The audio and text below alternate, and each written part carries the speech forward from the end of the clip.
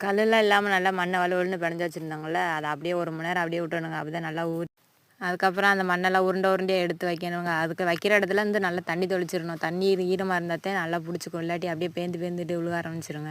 அப்படியே கொஞ்சம் கொஞ்சமாக அடுப்பு ஃபுல்லாக வச்சாச்சுங்க. இடிஞ்ச இடம் ஃபுல்லாக வச்சாச்சு. நல்லா அடுப்பு பூரா நல்லா மொழியாச்சு. அதுக்கப்புறம் நீங்கள் கொஞ்சம் 1/2 மணி நேரம் 1 மணி நேரம் அப்படியே நல்லா காய விட்டதுக்கப்புறம் அப்படியே ரொம்பவும் காய விட்டுறக்கூடாது. ரொம்ப காஞ்சிச்சுன்னா அடுப்புலாம் வெடிக்க ஆரம்பிச்சிருங்க. இப்போ வச்சுருக்க மண்ணுக்கு அதுக்கு கொஞ்சம் ஈரமாக இருக்கையிலே நல்லா சாணி எடுத்துகிட்டு வந்து கரைச்சி மொழுக ஆரம்பிச்சிடணுங்க. அதுவும் கண்டுக்குடி சாணினா நல்லாயிருக்கும். இன்னும் சாணி கரைச்சி மொழுகிறதும் தண்ணியாகவும் கரைக்கக்கூடாதுங்க. கொஞ்சம் கெட்டியாக இருக்கிற மாதிரியே கரைச்சி மொழுகணும். அப்போ தான் அந்த சாணி பால் வந்து நல்லா அந்த மண்ணில் பச்சை மண்ணுக்கு அதுக்கு நல்லா பிடிச்சிக்கிருங்க.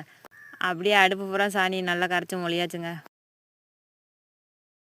அடுத்தது என்ன, கோலம் போடணும். கோலமும் போட்டு முடிச்சாச்சு. அதுக்கப்புறம் மஞ்சள் குங்குமம் வச்சா தான் அடுப்புக்கு நல்லாயிருக்கும் அப்படின்னு சொல்லிட்டு மஞ்சள் குங்குமம் வைக்க ஆரம்பிச்சாச்சுங்க. அப்படியே அடுப்படி பூரா மொழிகி ஃபுல்லாமே கோலம் போட்டு முடிச்சாச்சுங்க. ஃபைனல் லுக் எப்படி இருக்குன்னு பாருங்கள். நல்லாயிருக்கா?